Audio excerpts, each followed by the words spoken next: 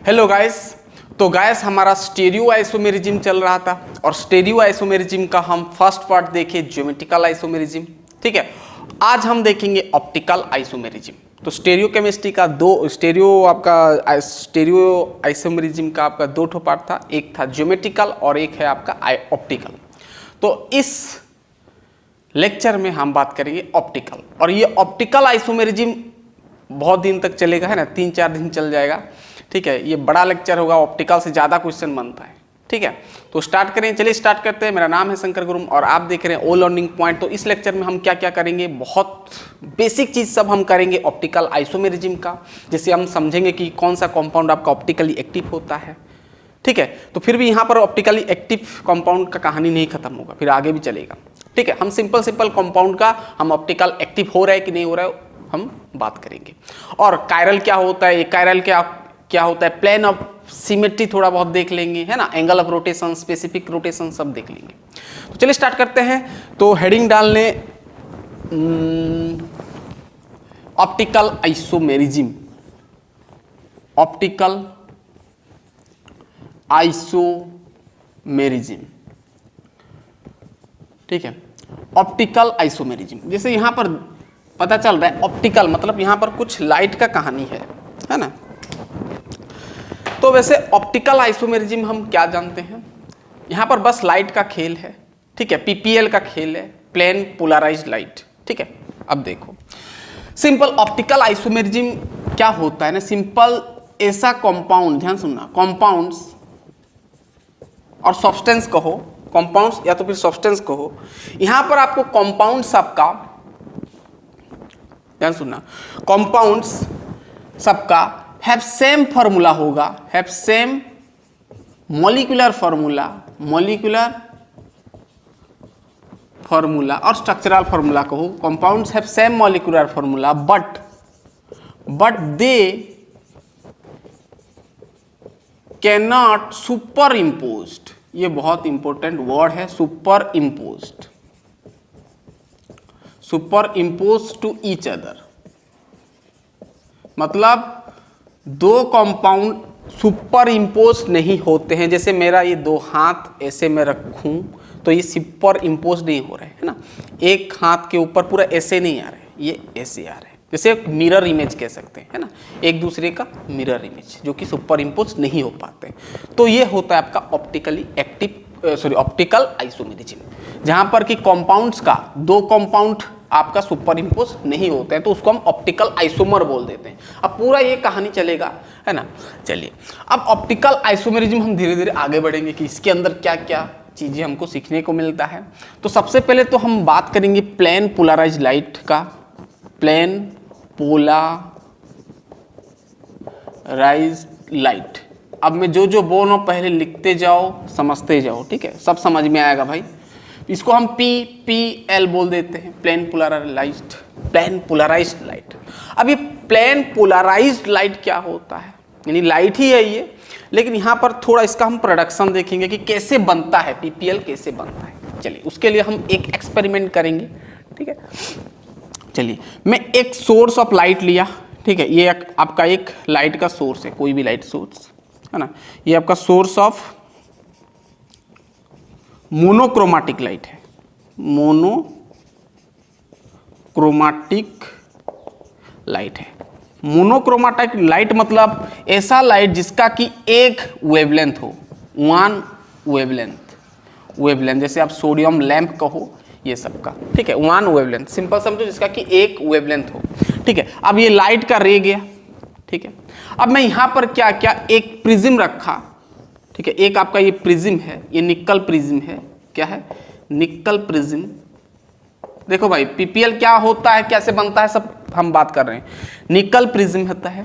वैसे ये किससे बनता है ना, CaCO3 से बनता है, CaCO3 से बनता है ना, कैल्साइट। ठीक है,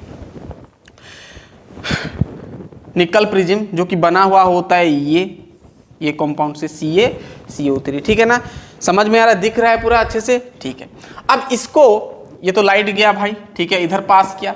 अब जब ये निकल प्रिज्म से लाइट पास करता है, ध्यान सुनना, चलो इसको ना ऐसे नहीं, सॉरी मैं ये गलत बता दिया, रुक जाओ। अब ये आपका मोनोक्रोमेटिक लाइट। अब हम जानते हैं जो लाइट होता है, हम एटॉमिक स्ट्रक्चर में पढ़ चुके हैं, है ना। जो यहाँ पर लाइट, जो इसका जो रे आएगा ये एक पार्टिकल टाइप का होता है ना। मान लो इस प्रकार का लाइट, बहुत सारा लाइट आएगा तो इस प्रकार का एक लाइट आएगा, एक लाइट का एक स्मॉल पार्टिकल आपका हो, ठीक है। और ये आपका डायरेक्शन ऑफ प्रोपागेशन होता है, मालूम है, एटॉमिक स्ट्रक्चर में हम पढ़ चुके हैं, ठीक है। अब यहाँ पर जो लाइट होता है, एक्चुअली लाइट जो होता है, हम लाइट को वेव नेचर का भी बोलते हैं और पार्टिकल नेचर का भी बोल देते हैं, है ना। तो ये मान लो एक पार्टिकल का टाइप का है, और लाइट जब आता है ना तो वाइब्रेशन होके आता है, वाइब्रेशन होके आता है, यानी इसका जो वेवलेंथ, बहुत सारा वेवलेंथ होगा, इसका जो वेवलेंथ होता है ना पूरा वाइब्रेशन होके आता है। और सभी आपका जो वेव्स है वो आपका परपेंडिकुलर होता है, perpendicular to the direction of propagation. ये आपका एक लाइन, ये लाइन से सब परपेंडिकुलर होते हैं, ये ऐसे परपेंडिकुलर, ये ऐसे सब आपस में परपेंडिकुलर होते हैं। यहाँ पर बहुत सारा क्या है भाई, वेव्स है। क्या है ये सब, मैं जो दिया हूँ ये एरो मार्क, ये सब वेव्स है। क्या है, वेव्स है। कॉन्सिस्ट ऑफ वेव लिख दो, ठीक है। Consist of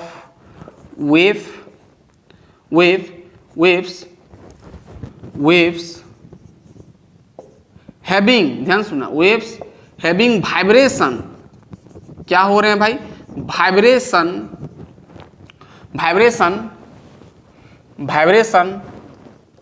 to perpendicular to the, ये आपका डायरेक्शन ऑफ प्रोपागेशन होता है ना, डायरेक्शन ऑफ प्रोपागेशन में स्मॉल सम करके लिख रहा हूं, propagation, direction of propagation of light, ठीक है। ये जो direction of propagation of light है, इससे सब क्या हो रहे हैं, परपेंडिकुलर, और सभी वाइब्रेशन करें ऐसे, लेकिन परपेंडिकुलर वाइब्रेशन करें। ऐसे ही आता है भाई, किसी बॉडी में अगर लाइट फॉल हो रहा है, इसका मतलब ऐसे पार्टिकल होके वो जाके बॉडी में हिट करते हैं, है ना। तो मान लो यहाँ पर एक, ये तो है, इसको मैं अंदर थोड़ा दिखाया, मोनोक्रोमेटिक लाइट का अंदर वाला कहानी दिखाया। अब इसको मैं एक प्रिज्म में रखा, पास किया प्रिज्म से, मैं पास किया, ये आपका निकल प्रिज्म होता है, निकल प्रिज्म, पहले समझ जाओ, बना होता है CO3 से, ठीक है। अब जैसे ये निकल प्रिज्म को मैं रखा, निकल प्रिज्म को रखा, मतलब रखा और पास हुआ, जैसे ये आपका मोनोक्रोमेटिक लाइट पास हुआ, तो ये जो वाइब्रेशन था ना, ये जो वाइब्रेशन हो रहा था, सभी आपका वेव्स वाइब्रेशन हो रहा था, तो यहाँ पर देखा गया कि एक ही प्लेन, ये सभी प्लेन में क्या हो रहा है भाई, ये ऑल प्लेन में वाइब्रेशन कर रहा है, ऑल प्लेन में वाइब्रेशन कर रहा है, सभी प्लेन में वाइब्रेशन कर रहा है ना, XYZ पूरा, ये 3D का कहानी। लेकिन यहाँ पर क्या हुआ ना, एक ही प्लेन में वाइब्रेशन कर रहा है, देखा गया, ये ऐसे मिला, मतलब एक ही आपका वेव्स मिला, और इसका मतलब ये जो वाइब्रेशन हो रहा है,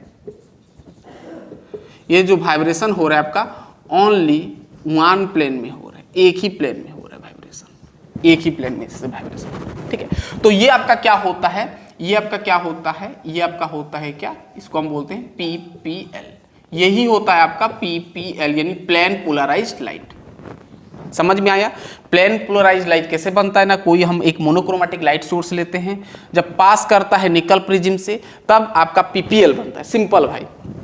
अब ध्यान सुनना, अब जो यहाँ पर आप देखोगे, या आपका आंख है, ठीक है, ये व्यूअर, कोई व्यूअर है जो कि कोई ऑब्जर्वर है जो कि ऑब्जर्व करेगा, तो आपको दिखेगा ये PPL, ठीक है। तो इसको हम क्या बोलते हैं, ये जो निकल प्रिज्म है, जिससे कि हम क्या कर रहे हैं, मोनोक्रोमेटिक लाइट को पास कर रहे हैं, तो कुछ वेव्स को क्या कलर रिफ्लेक्ट कर दे रहा है, और एक ही सबको काट के एक आपका बचा रहा है PPL, एक वेव्स बचा रहा है, जो कि एक ही प्लेन में क्या हो रहा है, वाइब्रेशन कर रहा है, इसको हम क्या बोलते हैं, PPL, यानी प्लेन पोलराइज्ड लाइट बोलते हैं। वैसे ये जो इसको जो हम दिए, इसको हम पोलराइजर बोलते हैं, क्या बोलते हैं, पोलराइजर बोलते हैं, इसको पोलराइज कर रहे हैं, ठीक है। तो ये सिंपल होता है आपका PPL, ठीक है। अब हमको जानना है कि अगर हम कंपाउंड में PPL को पास करते हैं तो कंपाउंड्स एक्टिव, ऑप्टिकली एक्टिव होता है ना, इनएक्टिव होता है। वैसे हमारा टारगेट ही वही है ना, ऑप्टिकली एक्टिव हम देखते हैं, ठीक है। अब क्या किया गया, एक एक्सपेरिमेंट किया गया जिसका नाम है पोलरिमीटर एक्सपेरिमेंट, और वहां पर क्या किया गया, ये PPL को एक सॉल्यूशन में पास किया गया, और क्या क्या ऑब्जर्व हुआ वो हम थोड़ा बात कर लेंगे भाई। ये पूरा अंदर से हम जा रहे हैं, ठीक है। चलिए अब हम एक सॉल्यूशन लेंगे, इसको मैं मिटाया, ठीक है। ध्यान सुनना, मैं एक ही यहाँ पर डायग्राम में पर बता दूंगा, बहुत ईजी है। ये आपका फास्ट पोलराइजर है, ये फास्ट पोलराइजर में रखा, और एक तो मुझे रखना पड़ेगा, ठीक है। अब यहां पर मैं ये पीपीएल मुझे मिल गया, अब मैं यहां पर एक ट्यूब में मैं एक सॉल्यूशन को रखा, एक ट्यूब में, चलो मैं इसको मैं और छोटा करके बना रहा हूं, ठीक है। चलो अब हम पोलरिमीटर एक्सपेरिमेंट देखेंगे। पोलरिमीटर यानी एक इंस्ट्रूमेंट होता है ये, जिससे कि हम मेजर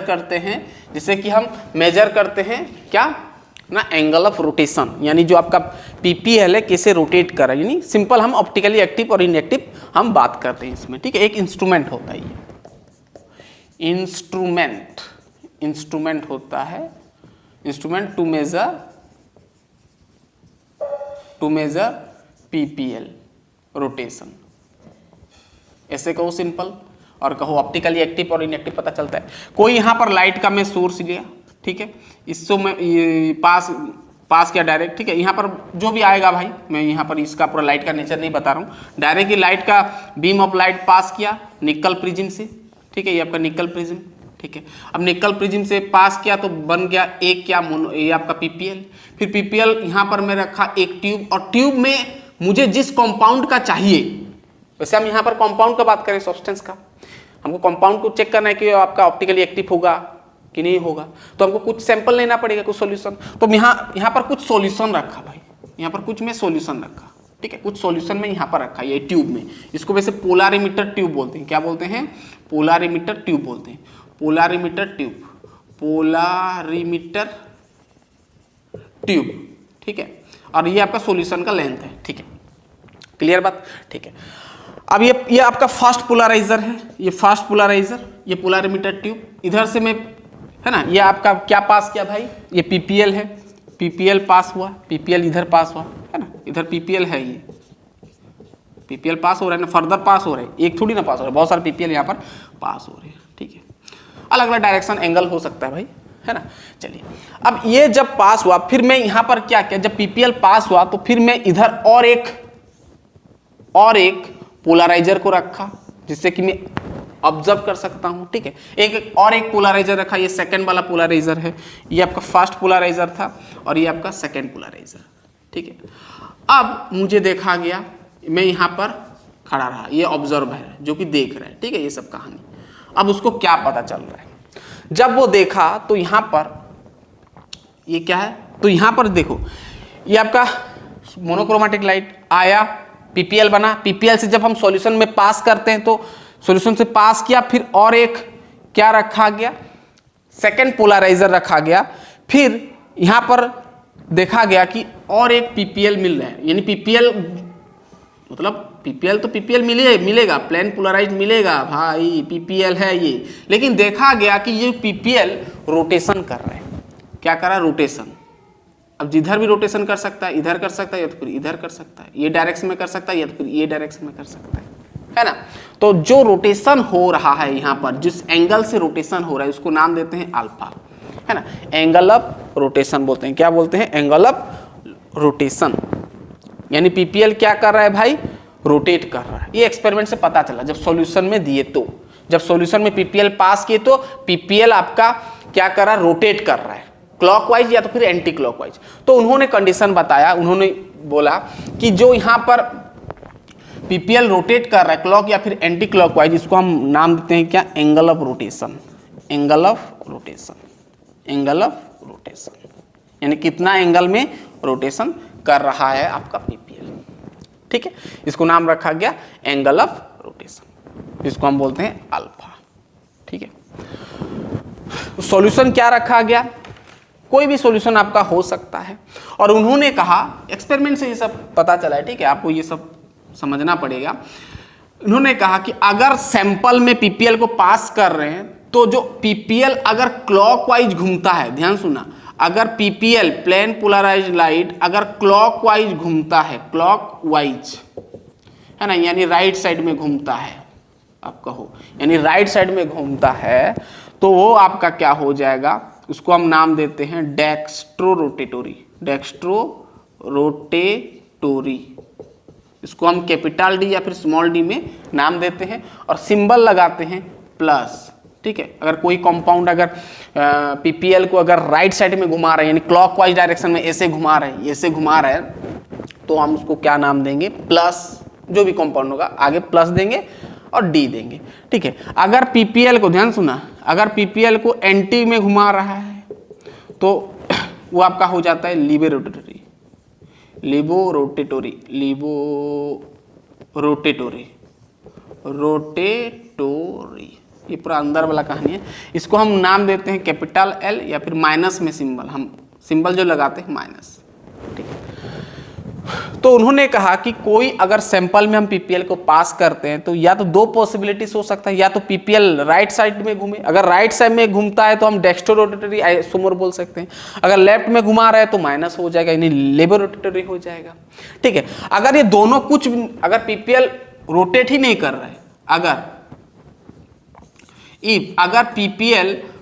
पीपीएल नो रोटेशन हो रहा है, यानी रोटेशन नहीं हो रहा है, इसका मतलब वो आपका जो सैंपल है, यानी जो आपका कंपाउंड है, ध्यान सुना मैं जो बोल रहा हूं, यानी जो आपका कंपाउंड में छोटा छोटा करके लिख रहा हूं, वो आपका क्या हो जाएगा, ऑप्टिकली इनएक्टिव होगा, ऑप्टिकली इनएक्टिव होगा। अगर ये दोनों में से कोई एक हो रहा है तो भाई ये ऑप्टिकली एक्टिव होगा, ऑप्टिकली एक्टिव होगा, इन्होंने कहा, ये एक्सपेरिमेंट से देखा गया। ठीक है, अब आप डायरेक्ट नहीं, आप ऐसे नहीं कर सकते कि कंपाउंड को देख लिया और डायरेक्ट बता दिए कि प्लस होगा या माइनस होगा, लिबोरोटेटरी होगा ना डेक्स्ट्रो रोटेटरी होगा, आप नहीं बता सकते। ठीक है, वो एक्सपेरिमेंट से ही पता चलेगा। तो एक्सपेरिमेंट से ये पता चला, ये कहानी। ठीक है, ये समझ में ना एंगल ऑफ रोटेशन क्या होता है ना, इसको आप सिंपल लिखोगे तो लिख सकते हो angle, it is angle which PPL plane polarized light rotates, PPL rotates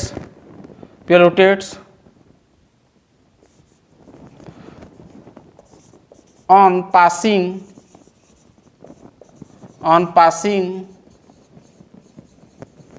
through the sample, यानी सैंपल से जो पास को कर रहा है आपका पीपीएल, और जो रोटेशन हो रहा है, रोटेट कर रहा है, वो आपका एंगल ऑफ रोटेशन होता है, जिसको हम अल्फा में डिनोट करते हैं। समझ में आ रहा है, बेसिक चीजें मैं आपको बता रहा हूँ। ठीक है, इसको बस फील कर लो, आगे काम आएगा। सिंपल सब, जो अगर पीपीएल को क्लॉकवाइज या फिर एंटी क्लॉकवाइज घुमा रहा है सैंपल, इस सैंपल के माध्यम से ही होता है, सैंपल की वजह से ही आपका घूमता है।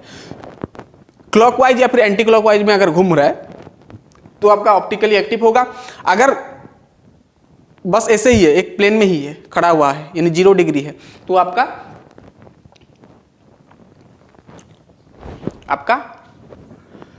ऑप्टिकली इनएक्टिव होगा। अगर रोटेट नहीं कर रहा है तो ऑप्टिकली इनएक्टिव होगा, अगर रोटेट कर रहा है, कुछ भी एंगल से अगर रोटेट कर रहा है तो आपका ऑप्टिकली एक्टिव होगा। अब ये जो ऑप्टिकली आपका जो एंगल ऑफ जो रोटेशन है भाई, ये एंगल ऑफ रोटेशन यानी कितना एंगल रोटेट करेगा, वो आपका कंपाउंड के ऊपर डिपेंड करेगा, कौन सा आप यहाँ पर सैंपल लिए हो। ठीक है, तो क्या क्या फैक्टर के ऊपर डिपेंड कर सकता है, मैं यहाँ पर थोड़ा लिख देता हूँ। ठीक है,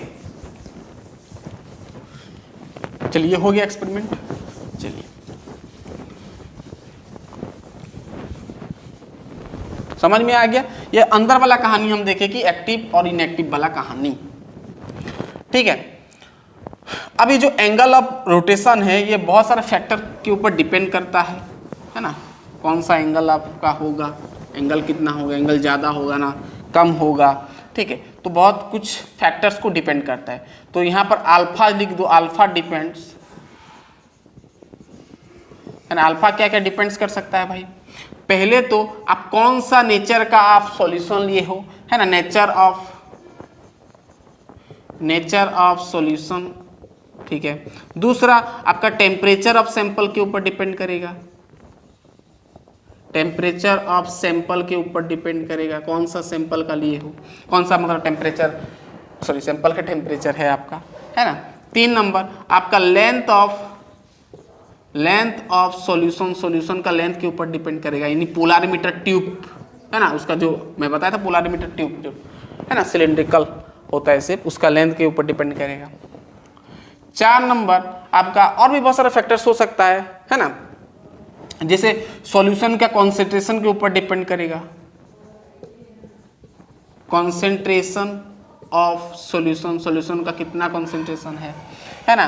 5 नंबर आपका डिपेंड कर सकता है जो आप मोनोक्रोमेटिक लाइट ले रहे हो कितना वो उसका वेवलेंथ के ऊपर भी डिपेंड करेगा, है ना, वेवलेंथ ऑफ मोनोक्रोमेटिक लाइट, ठीक है। तो ये बहुत सारे फैक्टर्स है जो कि डिपेंड करता है एंगल ऑफ रोटेशन, उसी के अनुसार आपका एंगल इंक्रीज या फिर डिक्रीज होगा, है ना। चलिए ये बात आपको समझ में आ गया। और एक चीज यहां पर आता है स्पेसिफिक रोटेशन। क्या आता है? Specific rotation. ये एंगल ऑफ रोटेशन था। एंगल ऑफ रोटेशन वैसे हम ऑब्जर्व करते हैं, स्पेसिफिक मतलब एक मतलब उसके पूरा आसपास, है ना, मतलब पूरा आप कह सकते हैं जो कि थोड़ा एक्यूरेट होता है। Specific rotation,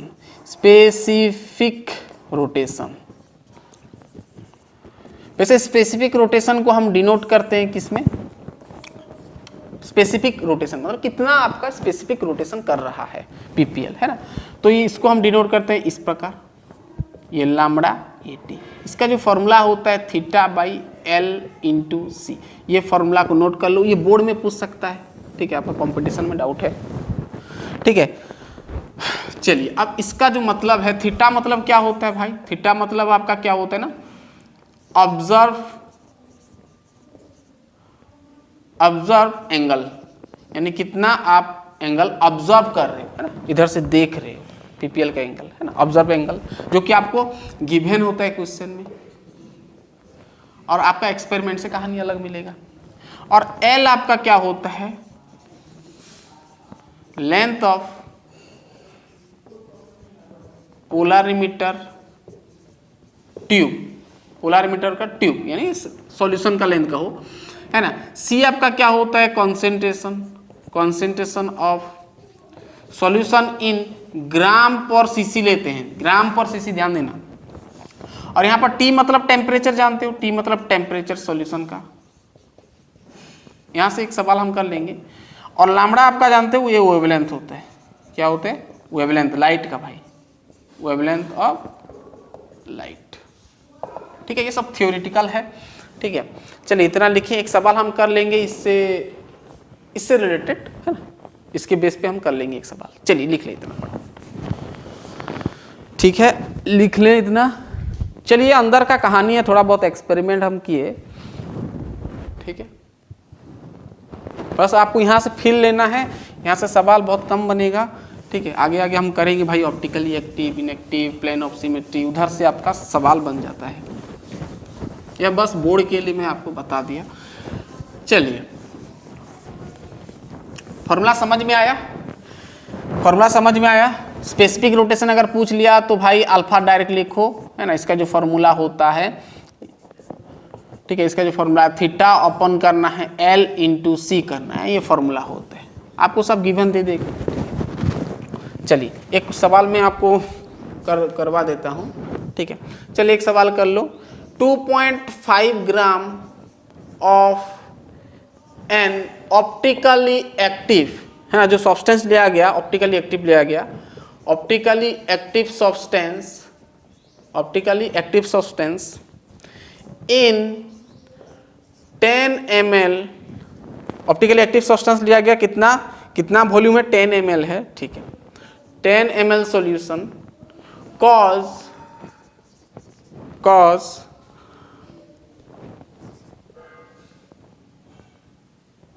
an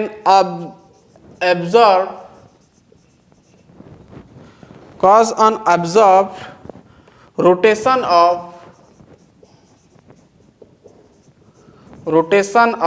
plus 120 degree. अब भाई देखो जब प्लस आ गया मतलब समझना ये डेक्स्ट्रो रोटेटरी है। when placed in 20 सेंटीमीटर, कितना है? 20 सेंटीमीटर, सेंटीमीटर को आपको डेसीमीटर में करना है ना। तो इन 20 centimetre long polarimeter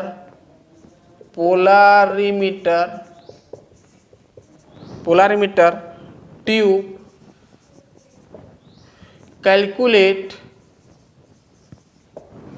calculate the specific rotation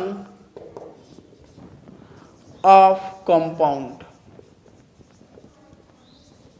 ठीक है, आपको स्पेसिफिक रोटेशन निकालना है कंपाउंड का। ठीक है,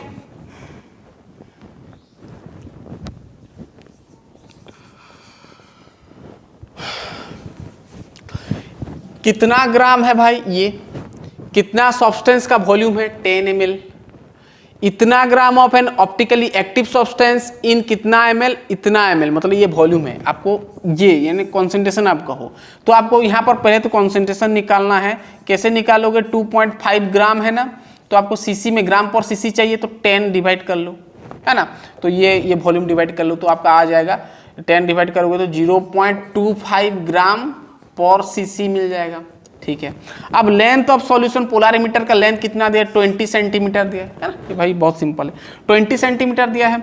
तो सेंटीमीटर को आपको डेसीमीटर में करना है, तो 10 डिवाइड करेंगे ना, 10 सेंटीमीटर 20 सेंटीमीटर डेसीमीटर करेंगे तो हम क्या करेंगे, हम जानते हैं ना 1 सेंटीमीटर इज इक्वल टू 10, हाँ एक सेंटीमीटर इज इक्वल टू क्या होता है भाई, 10 डेसीमीटर होता है ना। समझ में आ रहा ना, sorry, 1 centimetre equal to 10 decimetre होगा भाई। तो 1 डेसीमीटर इक्वल टू हमको क्या चाहिए, सेंटीमीटर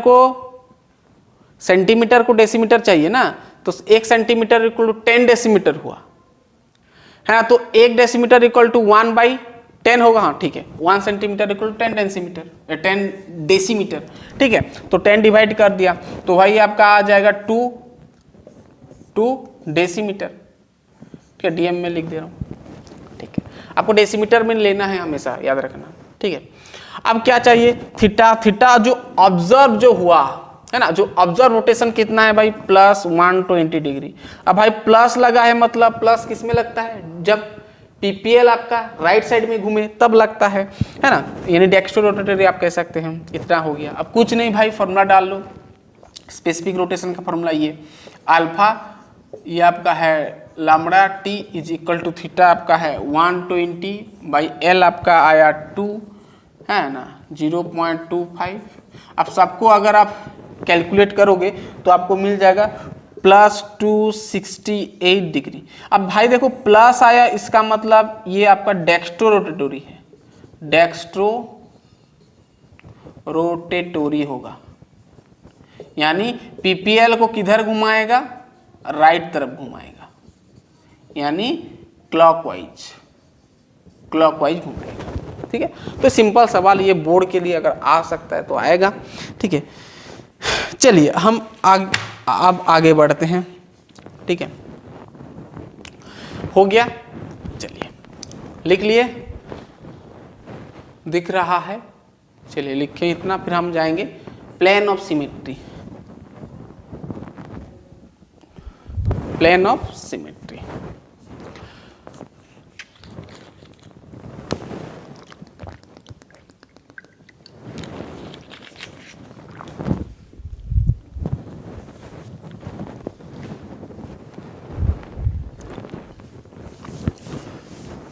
ठीक है।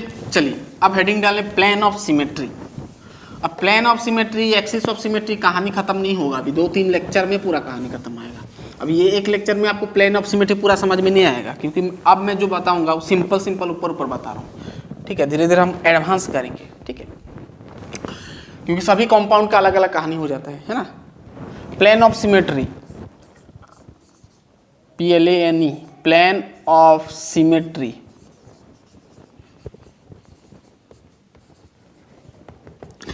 प्लेन ऑफ सिमेट्री POS लिखो। ठीक है, अब प्लेन ऑफ सिमेट्री का मतलब ये होता है कि कोई कंपाउंड में अगर आप कोई एक इमेजिनरी यानी खुद से सोच के एक प्लेन बनाओ और उसको कट करो, डिवाइड करो। अगर वो सेम डिवाइड में इक्वल पार्ट्स में बट रहा है तो उसमें वो कंपाउंड में प्लेन ऑफ सिमेट्री प्रेजेंट है, आप कह सकते हैं, है ना। प्लेन ऑफ सिमेट्री एक इमेजिनरी प्लेन है जिससे कि कंपाउंड में अगर हम पास करते हैं तो इक्वली डिवाइड कर देता है पूरा, ठीक है। तो उसको हम क्या बोलते हैं, प्लेन ऑफ सिमेट्री, ठीक है। चलिए, जैसे आपके पास एक बॉल है, ठीक है, बॉल को अगर बीच में ऐसे कोई आप इमेजिन करो, बीच में अगर आप काट देते हो तो दो भाग में बट जाता है, यानी टू इक्वल पार्ट्स में डिवाइड हो जाते हैं, है ना। तो उसको हम क्या बोलते हैं, प्लेन ऑफ सिमेट्री, ठीक है। यानी प्लेन ऑफ सिमेट्री एक क्या होता है ना, एक इमेजिनरी होता है, इमेजिनरी प्लेन होता है, imaginary plane which it divides a molecule, हम मॉलिक्यूल का बात, a molecule और compound divides a compound with two equal parts and one part is mirror, ध्यान सुनना, mirror image of other part,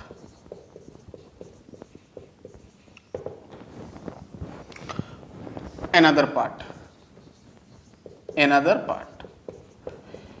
कहानी समझ में आ रहा है?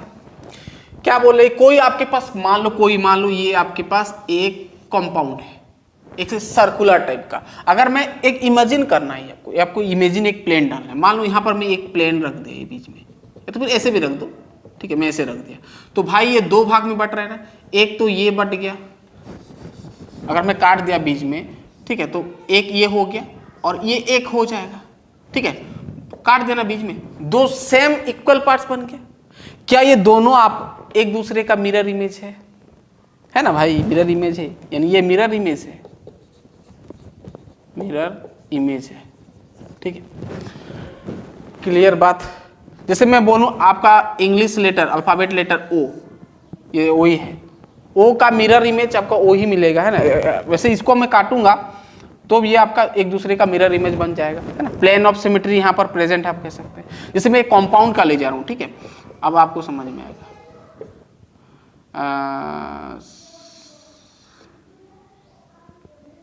रुक जाओ, इसको मिटाया, चलो मैं एक कंपाउंड का ले रहा हूँ, ठीक है, उसका जो भी नाम है, वैसे तो इस टाइप का ही हम ज़्यादा करने वाले हैं। यहाँ पर मान लो OH है, यहाँ पर मान लो OH है, यहाँ पर H है, यहाँ पर H। अब यहाँ पर प्लेन ऑफ सिमेट्री प्रेजेंट है।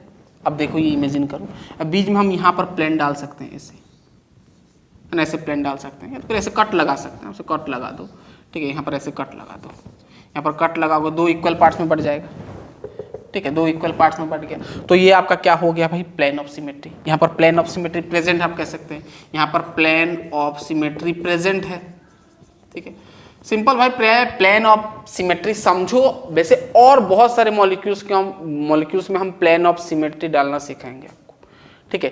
फिर बाइफेनिल्स वाला है कहानी, वहाँ पर फिर कहानी अलग हो जाता है ना, साइक्लो कंपाउंड में कहानी अलग हो जाता है, ठीक है। मैं अब ऊपर बस समझो, डेफिनेशन तो वही रहेगा, लेकिन सभी में अप्लाई करने का तरीका अलग अलग हो जाएगा।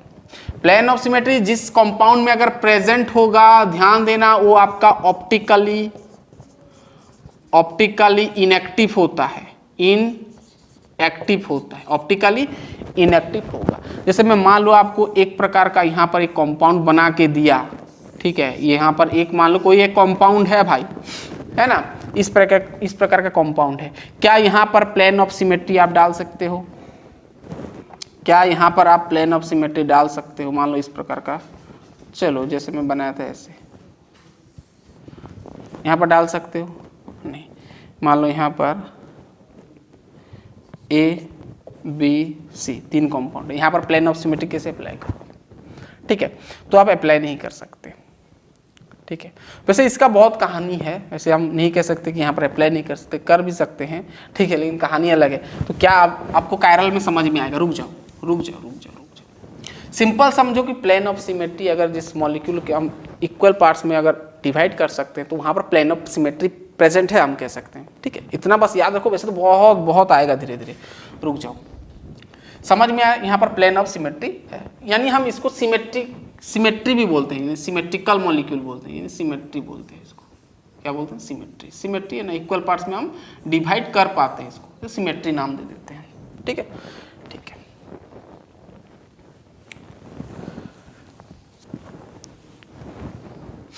अगर हम इसको प्लेन ऑफ सिमेट्री डालेंगे तो ये इसका मिरर इमेज बन जाएगा।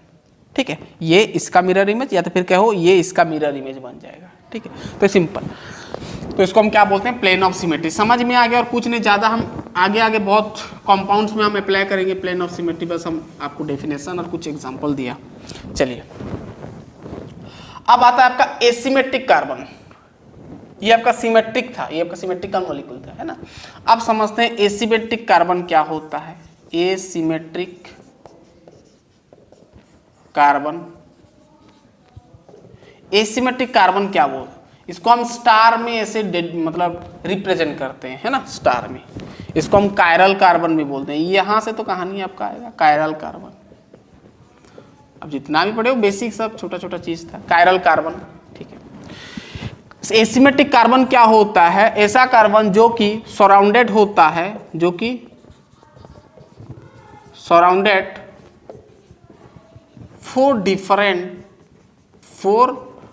डिफरेंट ग्रुप, जो कि अलग अलग 4 ग्रुप डिफरेंट होता है, 4 डिफरेंट ग्रुप्स और एटम्स कहो।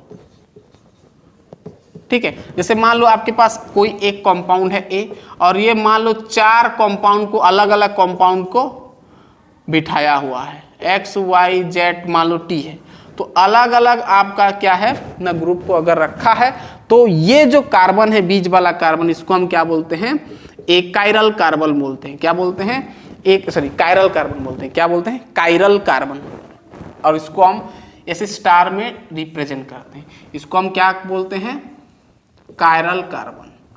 Chiral carbon. ठीक है, क्या बोलते हैं? Chiral carbon. क्या बोलते हैं? Chiral carbon. और आप एसिमेट्रिक कार्बन भी बोल सकते हो, बहुत नाम है, एसिमेट्रिक कार्बन कहो, या तो फिर कायरल सेंटर भी बोल देते हैं, कायरल सेंटर भी बोलते हैं, और स्टेरियोजेनिक सेंटर भी बोल देते हैं, स्टेरियोजेनिक सेंटर भी कहते हैं। याद रखो, नाम सब काम आएगा।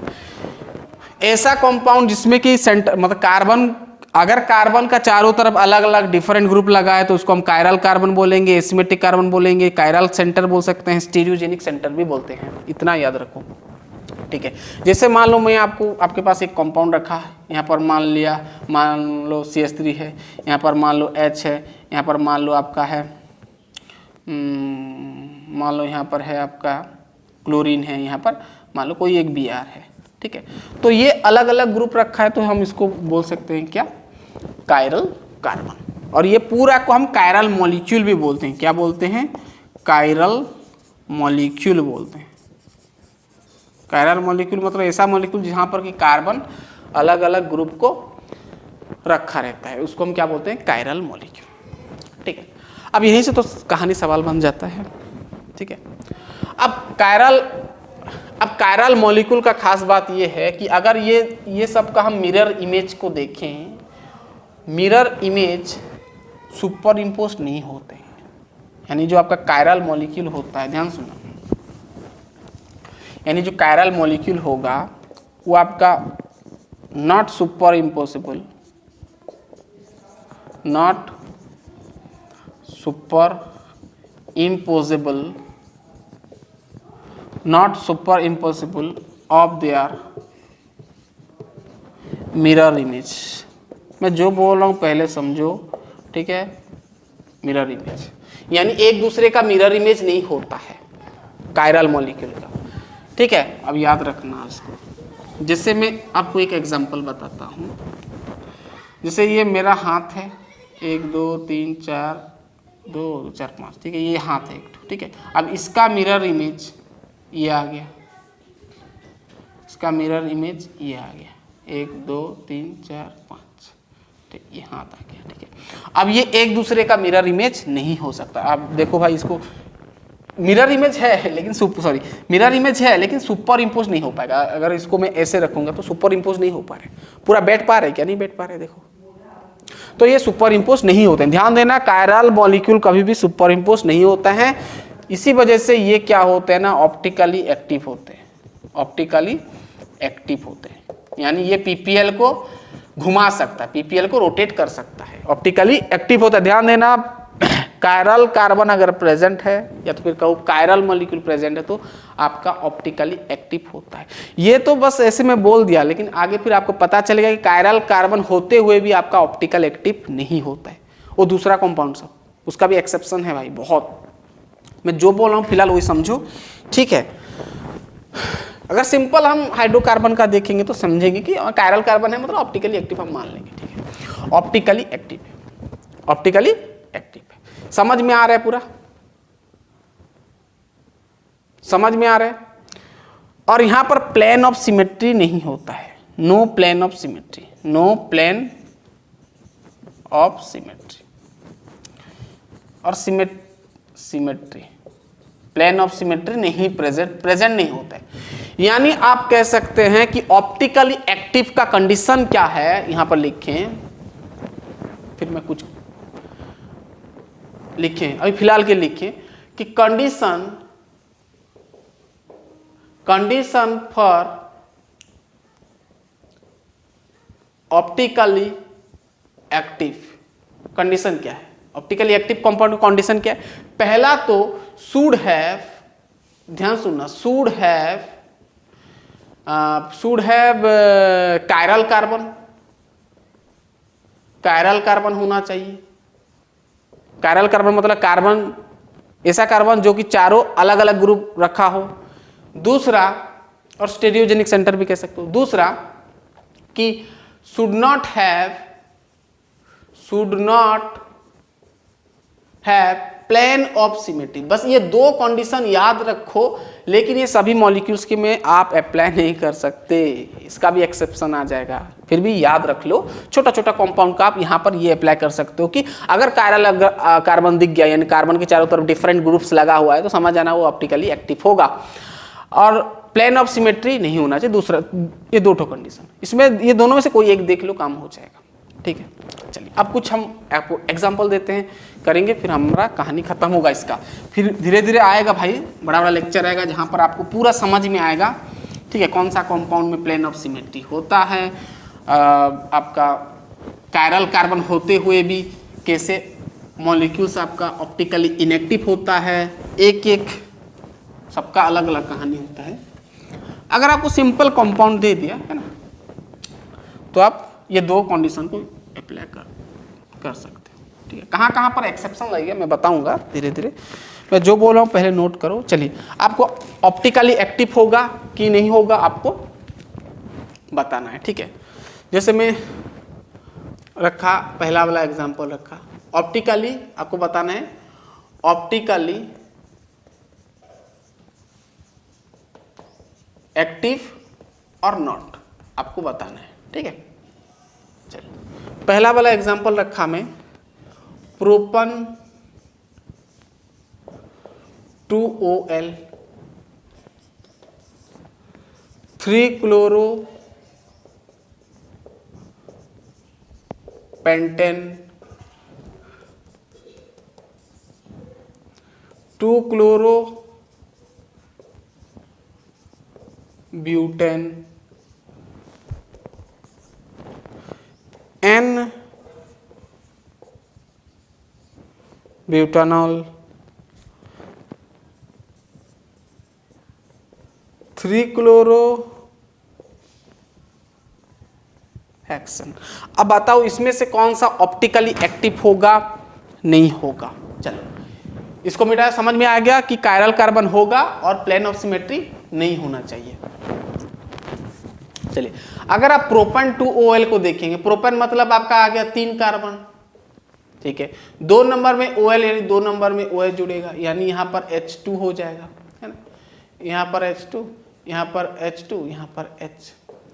क्या ये ऑप्टिकली एक्टिव होगा? अब कार्बन को, सेंटर वाला कार्बन को देखो, ये तो ऑप्टिकली एक्टिव नहीं होगा, ठीक है, ये भी ऑप्टिकली एक्टिव नहीं होगा क्योंकि दो सेम हाइड्रोजन जुड़ गया ये कार्बन का देखो, ठीक है, जहां पर ऑप्टिकली एक्टिव और इनएक्टिव हो रहा है, जहां पर ऑप्टिकली एक्टिव हो रहा है वहां पर स्टार दे दो, कहानी खत्म, ठीक है, स्टार दे दो, ठीक रहेगा, क्योंकि 2 से ज्यादा भी हमको मिल सकता है ऑप्टिकली एक्टिव कार्बन, ठीक है। डायरेक्ट सेंटर वाला भी देख सकते हैं आप, कोई दिक्कत नहीं। यहाँ पर देखो तो यहाँ पर H, इसको मैं ऐसे बना सकता हूँ। अब देखो ये ग्रुप तो सेम लग गया ना, लेकिन कंडीशन हमारा क्या है, डिफरेंट ग्रुप होना चाहिए। ये डिफरेंट है, ये डिफरेंट है, लेकिन यहाँ पर ये दोनों सेम हो गया, तो भाई ये ऑप्टिकली इनएक्टिव होगा, ऑप्टिकली इनएक्टिव होगा। अगर इसका 3-क्लोरोपेंटेन का देखें, पेंटेन मतलब ये है ना, 2 2 4 5 2 2 4 5 2 2 4 5 5 कितना है, 3 क्लोरो, 3 नंबर में क्लोरो लगाओ, 3 नंबर में क्लोरो लगाओ, तो भाई इधर H2 1 2 3 यहाँ पर H लगा दिया, 1 2 H2 H3, भाई ये तो नहीं होगा। ये कौन सा कार्बन कायरल कार्बन होगा पहले देखो तो, ये नहीं होगा, ये भी नहीं होगा क्योंकि 2 सेम हाइड्रोजन लग गया, यहाँ पर 2 यहाँ पर 3 लग गया, लेकिन ये कार्बन आपका होगा, एक भी मिल गया कायरल कार्बन, मतलब समझना ऑप्टिकली एक्टिव हो जाएगा, ठीक है, आप कह सकते हैं कायरल कार्बन ये हो गया, तो ये आपका क्या होगा देखो, हाँ ये तो नहीं होगा, ये हो गया ना, एक ग्रुप ये अलग ग्रुप है ना, तो ये आपका ऑप्टिकली एक्टिव कह सकते हैं आप इसको, ऑप्टिकली एक्टिव को, ये कायरल कार्बन प्रेजेंट है आपको, ठीक है। दूसरा 2-क्लोरोब्यूटेन, ब्यूट मतलब 4, 2 नंबर में क्लोरो लगाओ, 1 2 3 यहाँ पर 4, तो यहाँ पर भी ऑप्टिकली एक्टिव मिल जाएगा, सॉरी आपका कायरल कार्बन मिल जाएगा, यहाँ पर H3, यहाँ पर H2, यहाँ पर H3, ये बाकी का कायरल कार्बन नहीं होगा, एक मिल गया, तो ये भी आपका ऑप्टिकली एक्टिव आप कह सकते हैं, ठीक है, ये होगा ऑप्टिकली एक्टिव। एन ब्यूटानोल मतलब क्या हो जाता है भाई, है ना, वही आपका एन ब्यूटानोल मतलब OH लगा दो यहाँ पर कहीं पे भी, मान लो यहाँ पर OH लगा दिया, ठीक है, एन ब्यूटानोल मतलब C यहाँ पर मान लो OH लगा दिया, तो कहाँ हो पाएगा, H2 नहीं हो पाएगा, कोई भी कायरल कार्बन नहीं होगा। अगर इसको हम देखें 2 हाइड्रोजन आ जा रहे हैं ना, सेम लग जाएगा, तो सेम नहीं होना चाहिए, चारों डिफरेंट, तो ये आपका नहीं हो पाएगा। 3-क्लोरोहेक्सेन का देखो, 3-क्लोरोहेक्सेन, हेक्स मतलब 6, 3 4 5 6, 3 नंबर में क्लोरो है ना, 1 2 3 नंबर में क्लोरीन लगाएंगे, ठीक है, तो एक हाइड्रोजन लगेगा। अब देखो भाई ये 2 ग्रुप 2 कार्बन है, इधर 3 कार्बन, डिफरेंट हो गया, ये इथाइल, ये आपका सॉरी ये आपका प्रोपाइल, ये आपका इथाइल, डिफरेंट आ गया, और यहाँ पर भी डिफरेंट है, यानी ये आपका क्या हो जाएगा, stereogenic centre, that means chiral centre, ठीक है, तो ये आपका ऑप्टिकली एक्टिव होगा। आपको देखना है कंपाउंड में एक कार्बन का भी अगर वो कायरल कार्बन हो गया तो आपका ऑप्टिकली एक्टिव हो जाता है। तो समझ में आ गया, ये सिंपल था, बेसिक। अब हम तो कॉम्प्लेक्स वाला बात करेंगे धीरे धीरे। इसके बाद हम पढ़ेंगे एनएंशियोमर्स, डायस्टेरियोमर्स और स्टेरियोआइसोमर्स कैसे निकालते हैं, मेसो कंपाउंड्स क्या होता है, और पूरा स्टेरियो केमिस्ट्री का ब्रांच है कि नहीं, बहुत बड़ा है ये, लेकिन 12th लेवल तक और हमारा जो कंपटीशन लेवल तक जितना बनेगा उतना हम करेंगे, है ना। वैसे तो इसका बहुत कुछ है। चलिए नेक्स्ट क्लास में हम मिलते हैं, नेक्स्ट लेक्चर में, जहां पर हम बात करेंगे एनएंशियोमर्स। तो पढ़ाई करते रहिए, ऑल द बेस्ट।